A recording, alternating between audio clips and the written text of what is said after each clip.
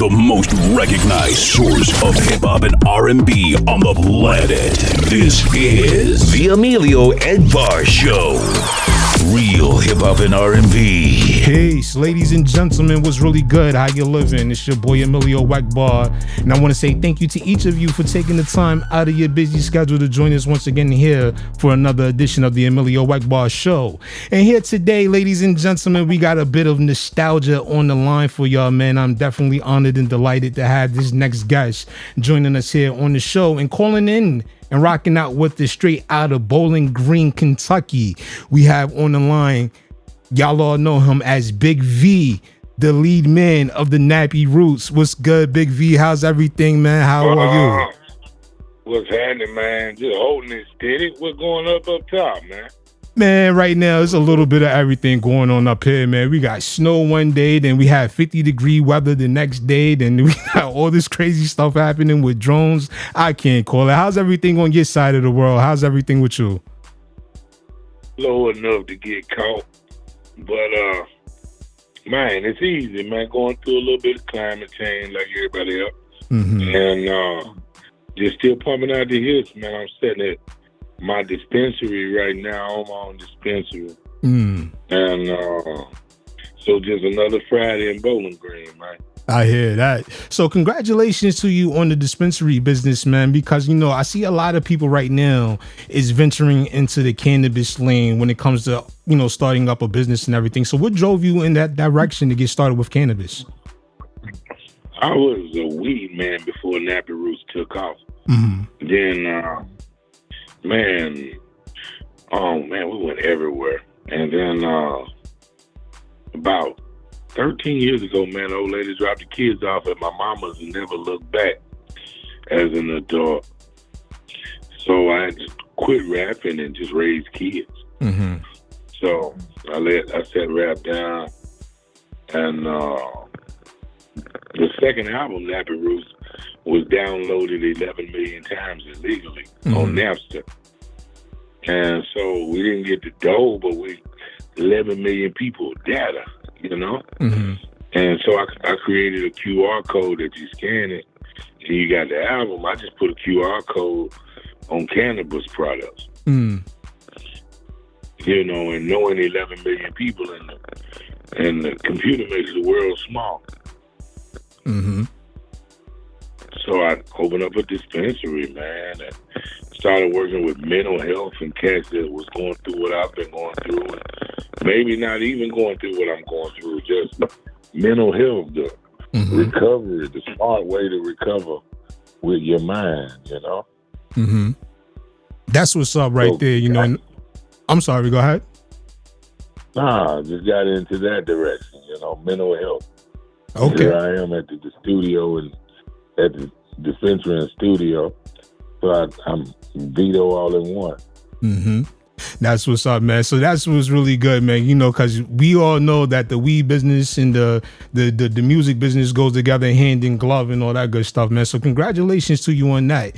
And you mentioned earlier, you know, that you left Nappy Roots to, you know, raise your children and also to start, you know, other ventures on the side. So you departed from Nappy Roots in 2012 and you started the ventures that you are on right now. So where was your mind space at going through what you was dealing with personally, then going through what you was dealing with the Nappy Roots situation? So what were your mindset at that moment when you was dealing with that situation? Just knowing that I've done all I could in Nappy Roots. Mm-hmm. You know, in 3 different decades. Oh no, hell no. Introduced you to Anthony Hamilton and Jazzy Faye on one album. Mm-hmm. And then Good Day, you know, became the kings of barbecue music. And as a group, it just, the money was, you know, it was never enough for me. Mm-hmm. And for me to be doing all of what I was doing. And so I was like, the math is not massive. So it was a lot of things going on with me there. So, you know, maybe the kids needed me at that point was the break I needed. And after the last album we recorded with Rico Wade and Organized Noise, O'Donnell family. And Rico explained to me my value and I didn't know it. Like, hell, I've been waiting to meet Lionel Richie. I know the Commodore, you know, and he was telling me about him and Scales and Skinny that had been working a few months. And he's like, I've been waiting to meet the money. And, you know, blah, blah. And I was like, what you talking about, the money? He's like, I guess it was sound. They don't sound like that without you. And you supposed to be getting the money for this, and this. I was like, huh. And then he was working on his nephew, cousin, son of Future. He was doing a song called Magic.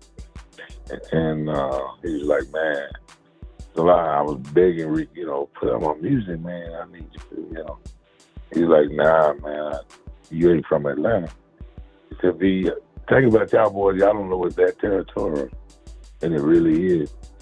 And then he just gave me the game how to protect myself and know that, okay, this is this, and everybody's after your head. So life changed for me after meeting Rick Oway and doing the album with Organized Noise. So that was, you know, my liberator. I got free after that. Now, you mentioned in a recent interview on the Michael Finkley show, you mentioned that you were learning freedom and identity, and that's something that you learned as, you know, you've been on your career as a rapper. So would you say that going solo and, you know, deciding to go the independent route instead of staying with the major, do you feel as though that was one of your best decisions that you made during your career, or how do you feel about that? I think Nappy Roots came in with our own identity. But at least I knew who I was.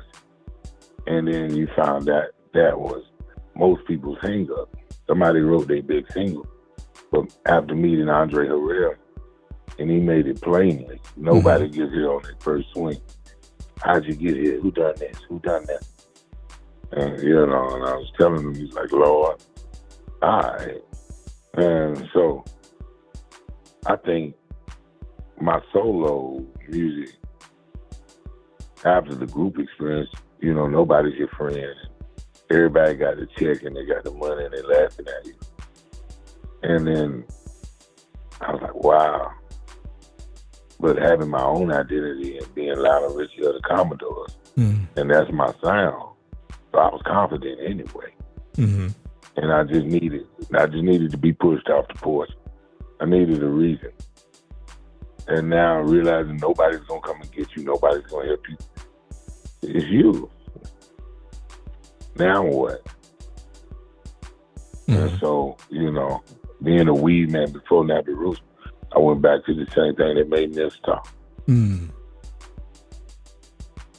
So using that experience as a weed man prior to becoming a multi-platinum recording artist with the Nappy Roots, how has that experience being in the weed game help translate into your experience with the music business itself? Does it kind of go like parallel, or is it one of those things that you can learn from the two, but you know, there's one that's a little more intriguing than what the other one is, if you get what I'm saying? No, I think they work together simultaneously.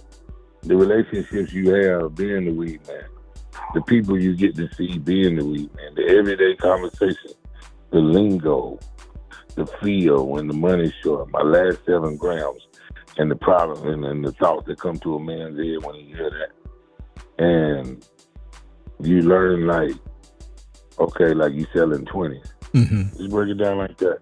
5,000 people get 20s, that's 100 racks. Now how many times a month can you make them do that? Well, what's gonna make them buy that? Everybody got music and streaming. No, this QR code, you scan it and it's on a cannabis product. Whether it's a vape pen, gummy bear, flower, what have you. $20 from 5,000 people, 100 racks. And you know 11 million people. And 11 million people know you. Now, your quality of music, just put it right there and then make sure the best cannabis products that you possess. That's genius level marketing right there. And you know, I've been having this conversation a lot lately with a lot of, you know, artists that come onto the platform. A lot of them, you know, we get into the discussion about the business right now, especially the way we're seeing a lot of things go on in the industry right now. We're seeing a lot of people, changing positions. We seeing a lot of things happening, and a lot of things that are going on right now is people talking about the fact that there's not very many opportunities left in the business part of the industry. So I always try to harp and, push and encourage artists to go the route and learn more about other things that they can do to leverage not only their music, but other businesses that they may have, and using the music as a vessel to do that. How do you think about that? Yes, that's exactly what I do. Mm-hmm. And then I do this thing called Finding Your You. Like being a success story and knowing who I am and knowing who I identify with. It's just like, hell, you don't fix no cats that used to fry potatoes and catfish. That you swordfish on that menu, he's gonna go crazy. Right. But you know what markets you in. Mm-hmm. And so being a weed man and listening to Jay-Z, get the corner store with the corner office. And credit how they bought it. I'm listening to the OGs before me. And the dynamic of it, but you just gotta, like Masterpiece also for Masterpiece, Big Meats, everybody had their own thing. Mm-hmm. And I think all you gotta do is do what you do good and go ask God to bless it, or whoever you pray into, or whoever you serve. Mm-hmm. If he's for you, he's more than the world against you. Mm-hmm. And you gotta, apply that to what you know, or stop pretending. Right.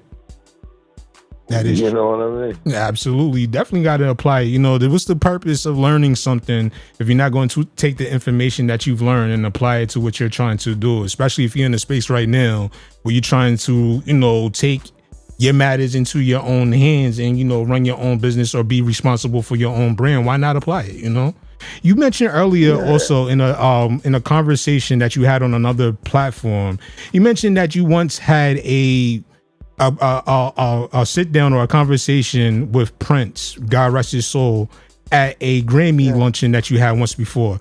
So, you said you mentioned that conversation and you said that, it changed your life. So without going too much into detail, what was the one main thing that you took from that conversation that helped you to see things in a different light? If you really who they say you are, like you sitting at this table, obviously you must be pretty special. That's what he said. That was Ashford and Simpson across from me, and to my left was Kanye West. And then he was like, if you who you say you are, just change your name. We know your music. We know who you are. You can't be duplicated. If you, the special one, the one that writes all the music, that's something for you forever. 3 ain't nothing if you really him. But back in those days, you had to have it, Mm-hmm. And when they signed record deal on potential, not just tricking the numbers, and back then you wasn't no Pro Tools, couldn't fool nobody. Mm-hmm. And so being a Grammy nominee and sitting with him and realizing how he changed his name, and you survive if you don't own the publishing, right? Mm-hmm. So I left Big V in the floor, started going by Vito Banger, realizing that Skinny was duping me for the publishing, but it wasn't no fuss as long as I wasn't collecting, right? Mm-hmm. So I got away and created my own catalog, and still that other is my catalog. Mm-hmm. It's just that in that business, they're going to feed one and starve the other. So you sing NWA or Cadillac Records or any other thing like that, right?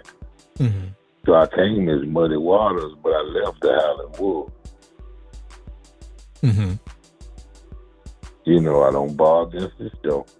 Just give me what you owe me. That's right. And yeah. The truck's mine, but I own it. That's it. It. Own me. That's it.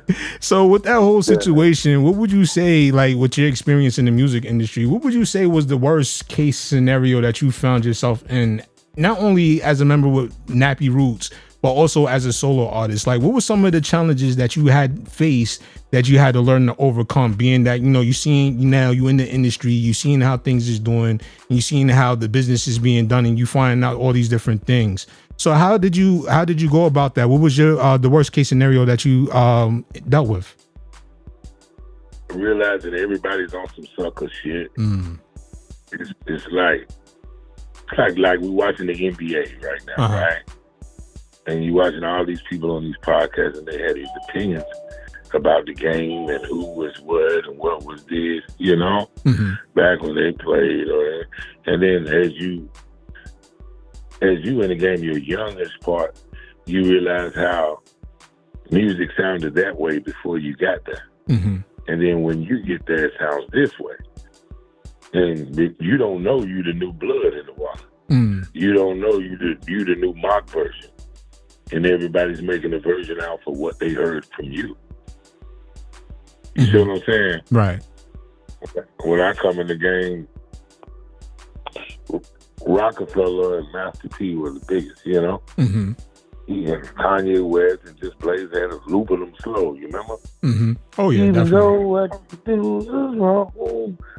Just look at the way everybody was sounding. And then Nappy Roots come in. Now you got to have a song with Jazzy Faye. Or now you got to have a song with Anthony Hamilton. Now you got to, you see what I'm saying? Yeah. So it's kind of okay. And then everybody will take your sound, man, and won't shout you out, go up in the office, you know, waive their deal. They'll stop yours and fix theirs. So now they're in a bigger market. We can put a chain and a necklace on anybody. And call it hip hop, you know. And so music went through that after we did. People were losing their jobs, companies were merging, nobody was buying music. And the scariest thing is that's your life dream, that's your car. And some fool playing with the debt. Now, fuck all that up. Now, going back to the Nappy Roots days, you know, I remember there was a time, and I was in high school at the time when this particular, matter of fact, I was just graduating high school when this came out.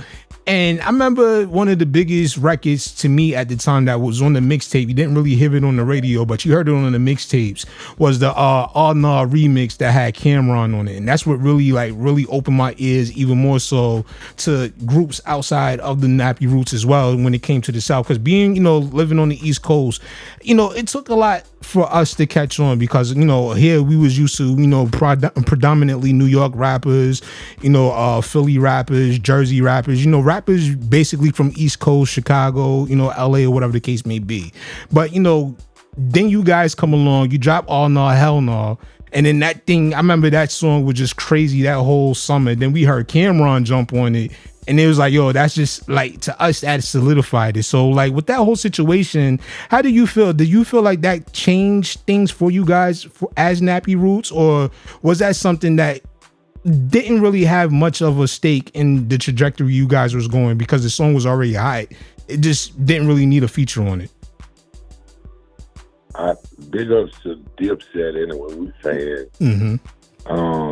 Came out around the same class. In the years, Camp Business, man. Oh yeah. Oh hell, I followed him over the cops.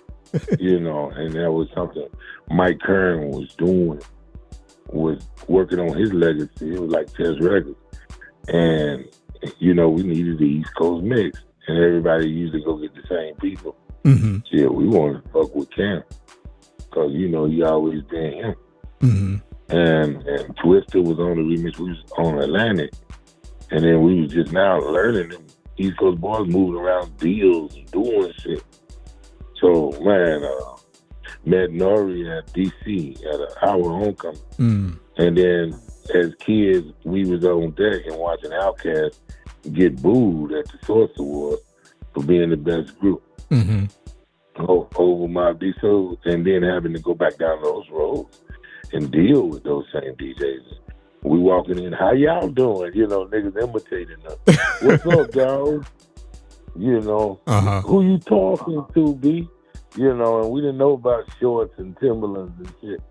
till we get up, on top or whatever. So it was like we learned the culture.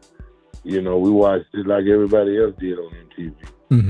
And it was just to a growing point. Like EgBar and MJG ushered us through.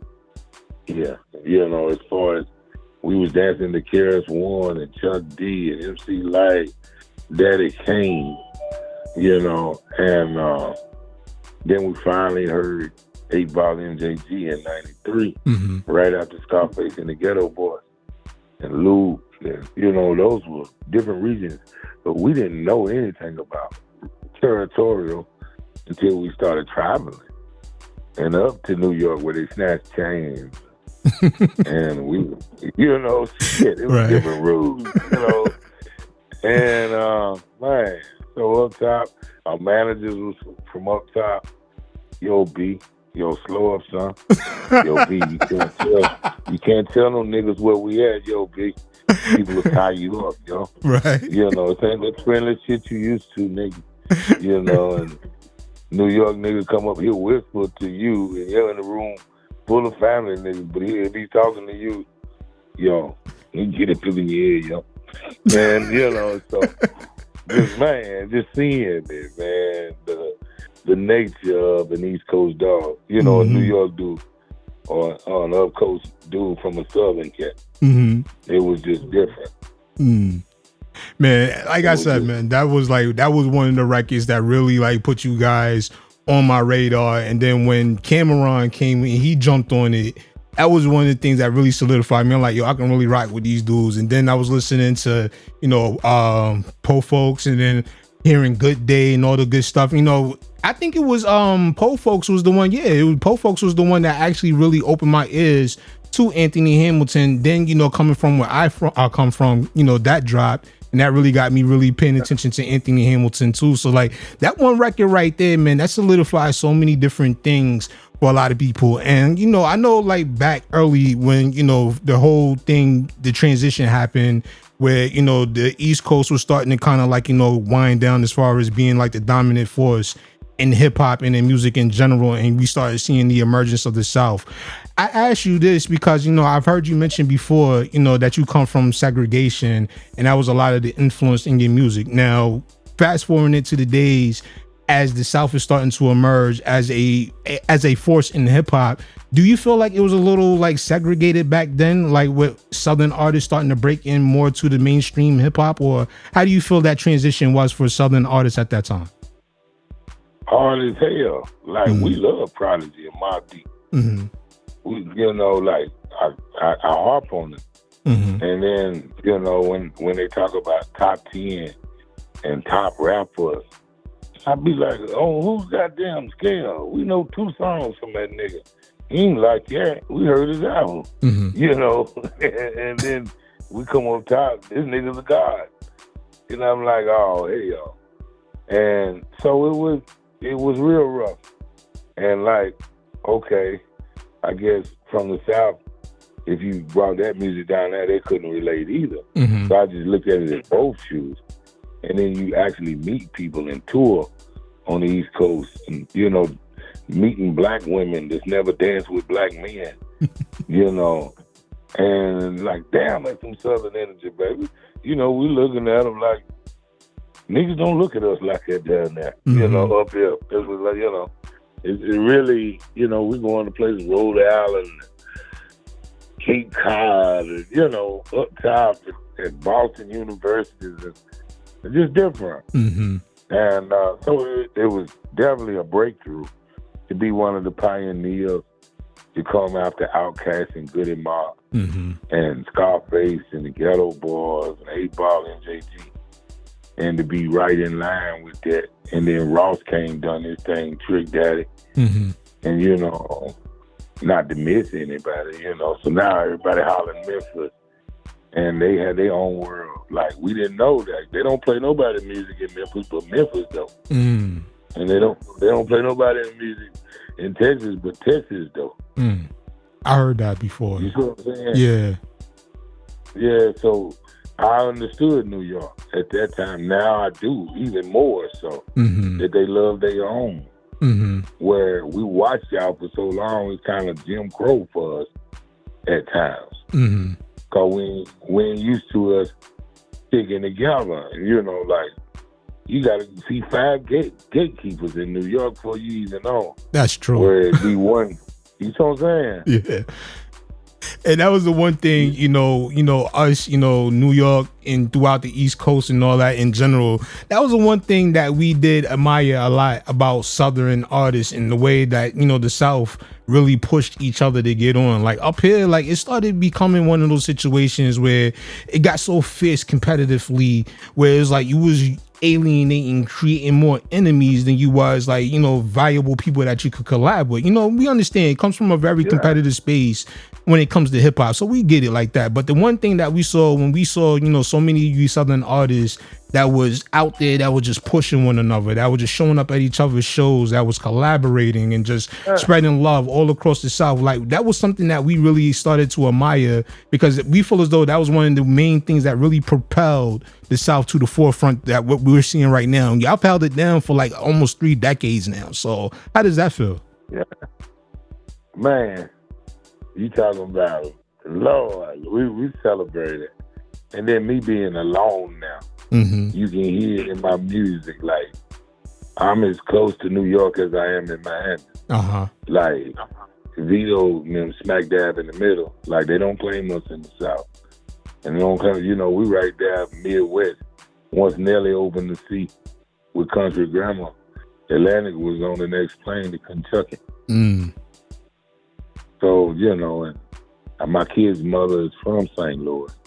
And Nelly was an exit up downtown at the Peabody on MLK. Okay. And in '99, he had a song called Two Pairs, stomping in my Air Force One. Oh, yeah, I remember that. Track Boys made that track, and they made Po Folks as well. Okay. Track Boys was on fire that time, yeah. Nappy made you listen. Yeah. So yeah, man. So breaking through was something where East Coast folks love to flow. And then, they started manufacturing rappers. And then Napster downloaded 11 million times illegally. So we took a $80 million hit. So whatever happened with that whole Napster situation, is that still an ongoing litigation that you can't speak on? Or was that something that got, resolved back channels, so to speak? We working on it now. Okay. I got some great attorneys from the East Coast.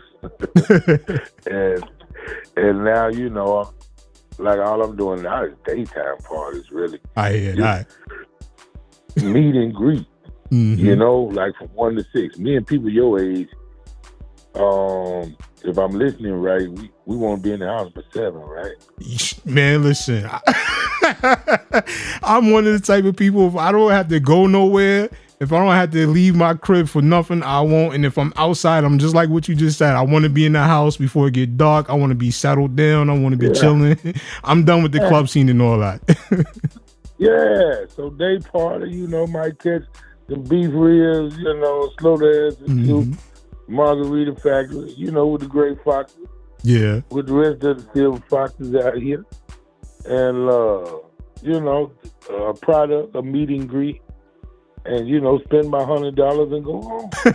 That's it, man. Yeah. So that's what I'm doing now. That's what I do. I hear that. So let me ask you, do you enjoy your career as an artist now more so that you got the freedom and the independence to do exactly whatever it is that you want? You can pop up to whatever event that you want to of your choosing, and you can drop whatever song you want to, work with whatever things. And also, we didn't even mention the fact that you've gotten into acting as well. We can get into that as well too. Just do you feel as though that you enjoy it much more now that you've learned and you took in your lumps and you've paid your dues over the year? Do you feel like you enjoy it more so now than what you did when you first got started? Hell yeah. I ain't got 6 grown men riding around with me and worrying about if it's us when it's me. And my kids are grown. I'm an empty nest. I'm real short with people. To pull up and do movies and really have the financial purse to tell somebody no or yes. you know, without the actual pressure of shit I don't want to. Hey man, I'm offering you. I said I don't want to, and to be able to stand on it like that, you know what I mean?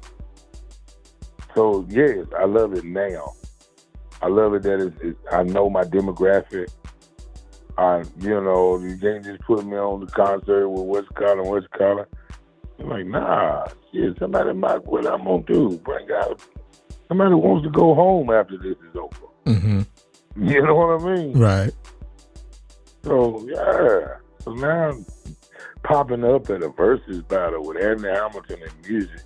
So, child, you know, that was kind of energy, you know. Oh, yeah. Smelling them oils, I mean, you know. Having a good time with all them neo soul cats and shit. And still can pull up at the EgBar MJG concert in Kiki Wide and do it like that. Or, you know, when we were coming up, Slum Village would open up for Nappy Roots. Oh, yeah. And, you know, that was John Legend and Kanye, you know. Man. So, yeah.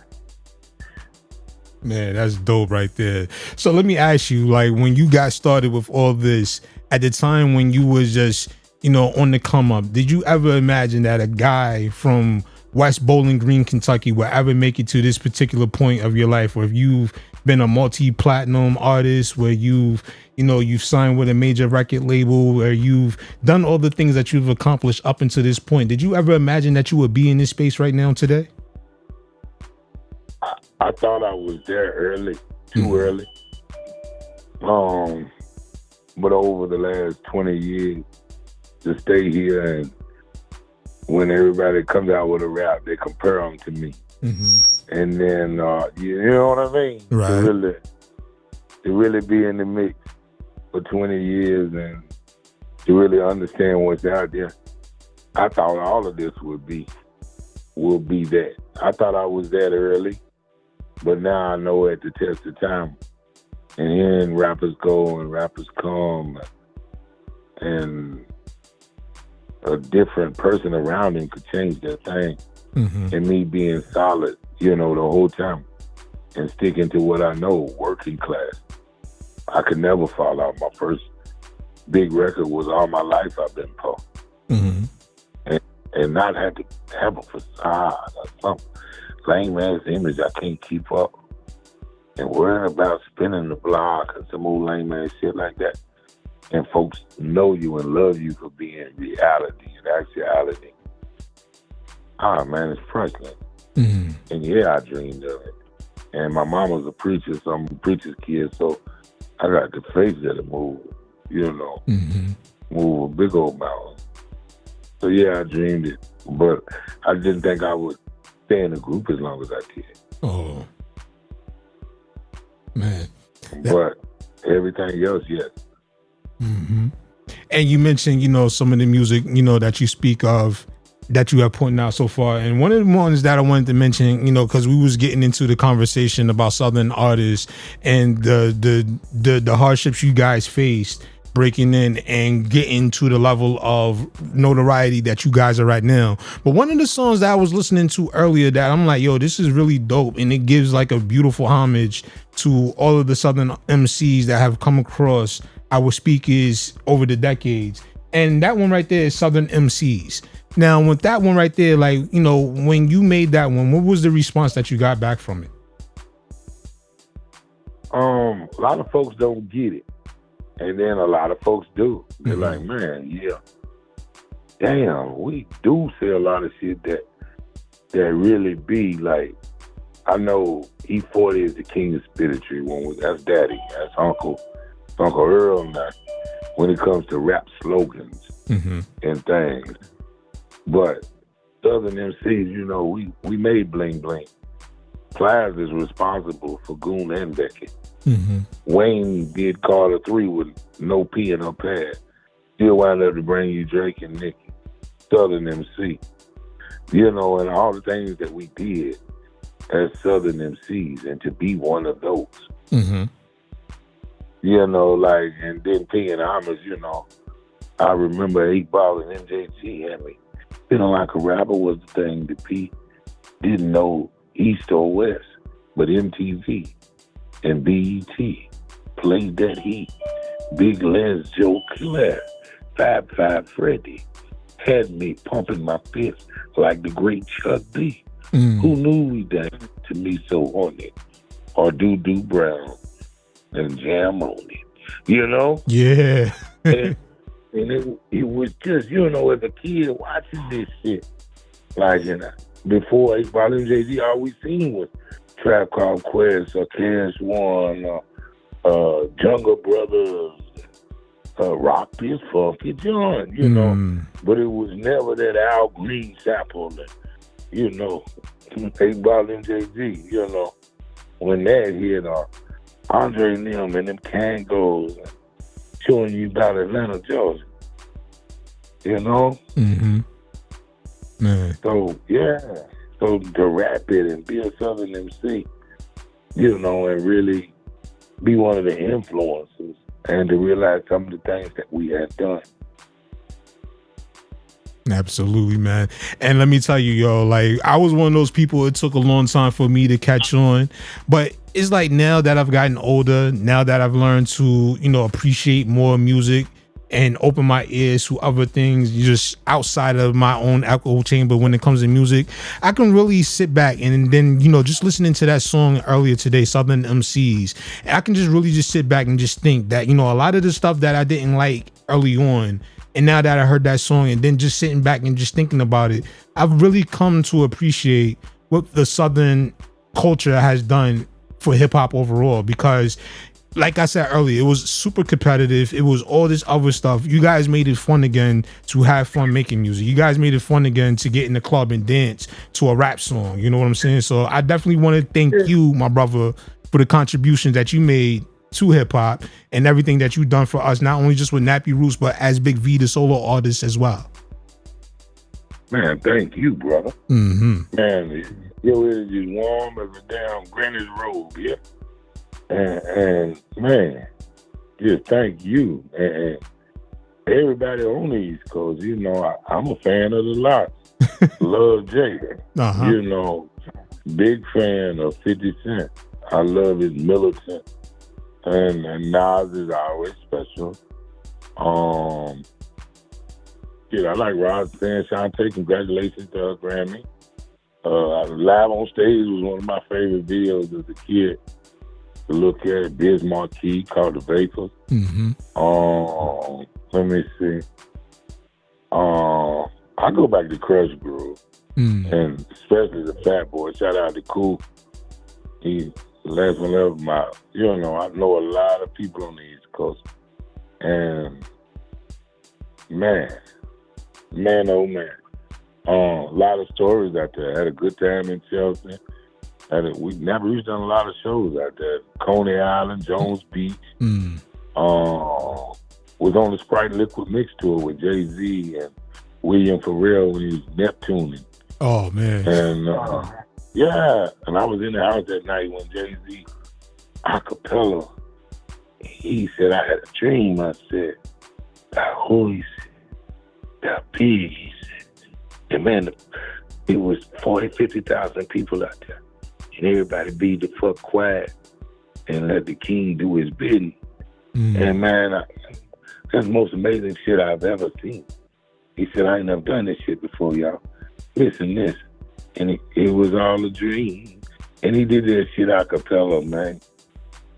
I seen the whole crowd put up that diamond shit and went up hollering, over. Oh, man, yeah, I know what you're talking about. Yeah. Oh, man, that shit was... Oh, yeah. I remember that. Linden Bush.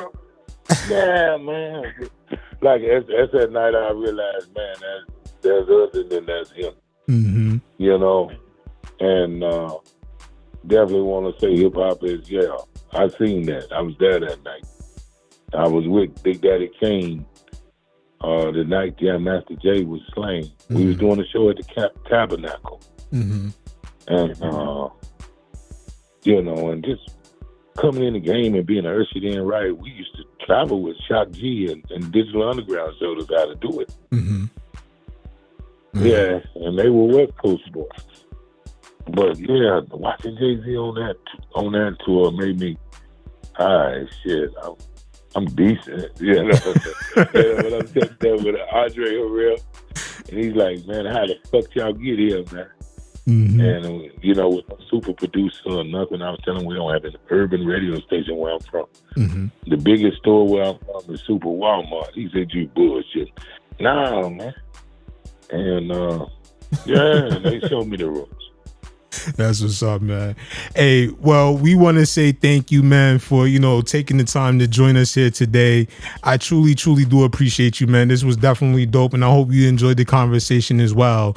And before we get ready to wrap everything up, I just want to leave you with the opportunity to, say, anything that you got on your mind that you want to, say to the people out there, and for anybody out there that's listening right now that would like to get in contact with you, that would like to find your music, that would like to go to your website and follow you on social media. How can they make that possible? Hey, man, off the top, I'm at Maverick Global Distribution, where they're giving up 90% and they keep 10. And then I'm always at Vito's Dispensary and Studio. You look that up, Google that. And my new single's out. I Don't Get Mad, I Get Money. Mm-hmm. And that, and they DJ Chill and the whole fleet DJs is moving that thing around for me right now. And I'm gonna drop some real basketball here come March Madness. It's called Shoot My Jumper. I'm gonna shoot my jumper. Watch me shoot my jumper. And if I miss, rebound. Block out and rebound. Hustle, rebound. Mm-hmm. Just rebound. In the words read, suck MCs, call me sire. To burn my kingdom, you must use fire. My loud is strong, but my rap game higher. And won't stop rocking till I retire. Boys bump me like powder, and they say I give them power. A Bowling Green swagger. Vito's just bad. Amara's day of my time. Prince of my revolution. If I write in cursive, it only comes out acoustic. Winos hear me rap. They gotta hit the bottle. I'm I live rap. Kentucky's head honcho. You feel me? Yeah. Oh man, that was great. the last hard copy artist, man, he's back, man. Vito Banger, man. Formerly frontman of world famous Nappy Roots, known as Big V, or Vito Tisdale. Get at me. That's all it is, man. And one more question I gotta ask you, man. And I know for all the heads out there, y'all know what I'm going to ask. For anybody that wants to try any of your cannabis products, is it available online? Is it something that you have to go to, Kentucky to get, or you can order it online? No, we're gonna drop it. We're gonna drop it right to you. Nice. I think I'm gonna have to, reach out to you a couple of times. Oh man, come on, man! Or whatever you need, we'll elbow you. Whatever you know. My man's definitely. Man. So I appreciate that, brother. So for everybody else out there, I'm sorry. Go ahead. No, I said off top, man. We good. That's all it is, man. Need any of my services called. And I'm a high priest. I have my clergy degree. I hear that, man. Thank you so much. And for everybody else out there, man, y'all keep it locked and stay tuned. We're going to get into some of these big V joints that we got on the stash for y'all, man. So keep it locked. The EMillio EgBar Show will be back with much more right after this. The most recognized source of hip-hop and R&B on the planet. This is the EMillio EgBar Show. Real hip-hop and R&B.